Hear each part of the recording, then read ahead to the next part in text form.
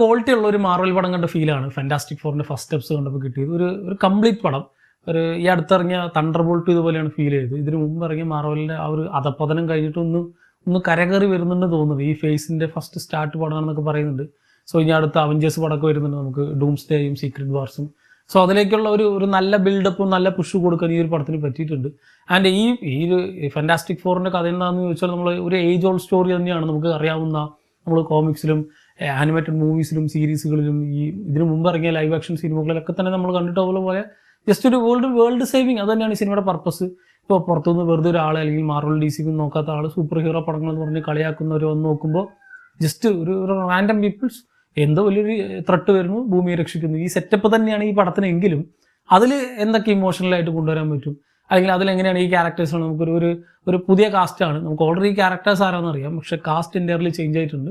So അവരെങ്ങനെയാണ്, അവരുടെ life style എങ്ങനെയാണെന്നുള്ള കാര്യങ്ങളും അവരെങ്ങനെയാണ്, അവരുടെ പവേഴ്സ് എന്തൊക്കെയാണെന്നൊക്കെ വളരെ ലെയ്മനായിട്ട് സിനിമയിൽ ചർച്ച ചെയ്ത് പോകുന്നുണ്ട്. അതിന് ഇൻഡെപ്ത് ആയിട്ട് ഒരു ഒറിജിൻ സ്റ്റോറി പോലെ അല്ല, അവരുടെ ഒരു ഇനീഷ്യലി ഉള്ള ഒരു വലിയ ത്രെട്ടിനെ അവരെങ്ങനെ തടുക്കും, പ്രത്യേകിച്ച് ഗാലക്ടസ് എന്ന അത്രയും വലിയൊരു ഈവിളേഴ്സ് അല്ലെങ്കിൽ ഒരു ആൻറ്റഗോണിസ്റ്റ് ക്യാരക്ടർ വരുമ്പോൾ ആ ഒരു ഓവർ പവേർഡ് ആയിട്ടുള്ള ആ ഒരു വില്ലൻ ക്യാരക്ടറിന് ഈ ഒരു ചെറിയ ടീം എങ്ങനെ തടുക്കുന്നുള്ളതാണ് ഈ സിനിമയുടെ മെയിൻ ഉദ്ദേശം. സോ എപ്പോഴും നമുക്കൊരു അപ്പർ ഹാൻഡ് ഈ ഒരു വില്ലൻ ക്യാരക്ടറിനായതുകൊണ്ട് സാധാരണ സിനിമകളിലൊക്കെ തന്നെ നേരെ തിരിച്ചായിരിക്കും വരിക. ഇപ്പോൾ ഈ വില്ലൻസ് ഭയങ്കര തീരെ അണ്ടർ പവേർഡ് ആയിട്ടുള്ള, അല്ലെങ്കിൽ ഇപ്പോൾ ഇവരെ കൊണ്ട് ഡിഫീറ്റ് ചെയ്യാൻ പറ്റുമെന്ന് നമുക്ക് തോന്നിക്കഴിഞ്ഞാൽ പിന്നെ സിനിമയിൽ ഒരു ഇമ്പാക്റ്റും ഉണ്ടാവില്ല. പക്ഷേ സിനിമയുടെ തുടക്കം മുതലേ ഈ ഒരു ക്യാരക്ടേഴ്സ് എന്നത് ഭയങ്കര ഓവർ പവേർഡ് ആയിട്ടുള്ള ഒരു വില്ലൻ ക്യാരക്ടറാണ്. സോ ഇവരെങ്ങനെ ഡിഫീറ്റ് ചെയ്യുമെന്നുള്ളത് നമുക്ക് അറിയാൻ ഒരു ആകാംക്ഷ ഉണ്ടാകും. അതാണ് സിനിമ നമ്മൾ മുഴുവനായിട്ടും ഡ്രൈവ് ചെയ്ത് കൊണ്ടുപോകുന്നുണ്ടെന്ന് പറയാം. സോ അതിനിടയിൽ ഈ പറയുന്ന ചെറിയ കുറച്ച് ഇമോഷൻസ്, ഒരു കുട്ടീനെ വെച്ച് ചെയ്യുന്ന കുറേ കാര്യങ്ങളൊക്കെ ഉണ്ട്. സോ നീറ്റായിട്ട് വളരെ, പിന്നെ വരുന്ന ഡയലോഗുകളൊന്നും ക്രിഞ്ചാക്കാതെ നല്ല നീറ്റായിട്ടുള്ള വളരെ ക്വാളിറ്റി ഉള്ളൊരു പടമായിട്ട് എനിക്ക് ഫീൽ ചെയ്തു. അതിൻ്റെ സ്ക്രിപ്റ്റ് സെലക്ഷനിലായിക്കോട്ടെ, അല്ലെങ്കിൽ ഡയലോഗ്സിലും ആർട്ടിലും VFXിലും ഇവരുടെ പെർഫോമൻസിലടക്കം നമുക്ക് ഇത് ഓരോ ഫ്രെയിമിലും നമുക്ക് ആ ഒരു ക്വാളിറ്റി ഫീൽ ചെയ്യാൻ പറ്റും.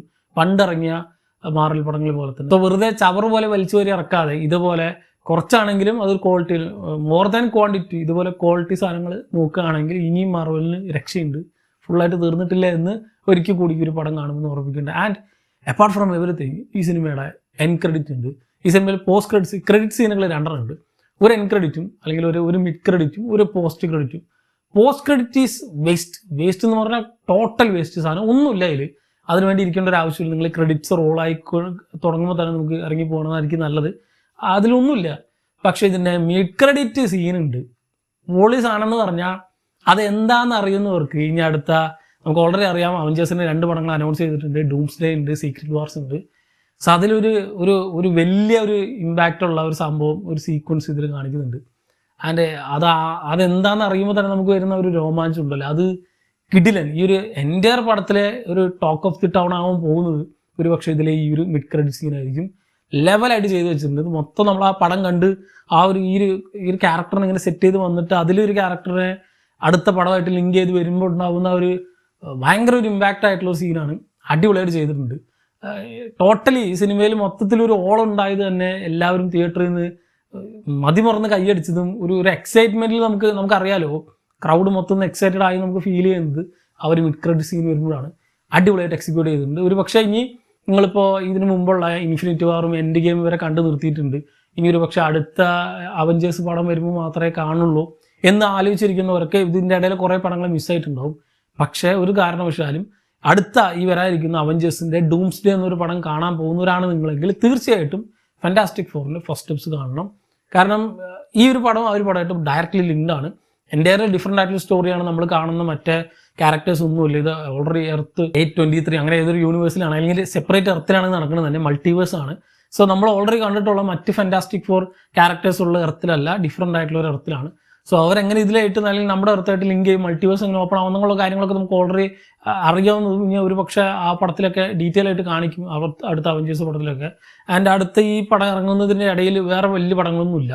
ഓൾറെഡി ഈ പറയുന്ന തണ്ടർ ബോൾട്ടും ഈ പറയുന്ന ഫാന്റാസ്റ്റിക് ഫോറും ഇനി ഒരു സ്പൈഡർമാൻ പടം കൂടി വരാനുണ്ട്. അതും കൂടി കഴിഞ്ഞാൽ നേരെ നമ്മൾ പോകുന്നത് ഈ പറയുന്ന അവഞ്ചേഴ്സ് ഡൂംസ്ഡേയിലേക്കാണ്. ഐ തിങ്ക് സ്പൈഡർമാൻ പടം അത് കഴിഞ്ഞിട്ടാണോ എന്ന് എനിക്ക് സംശയമുണ്ട്, എനിക്ക് കറക്റ്റായിട്ട് അറിയില്ല. സോ വലിയൊരു ഗ്യാപ്പാണ്.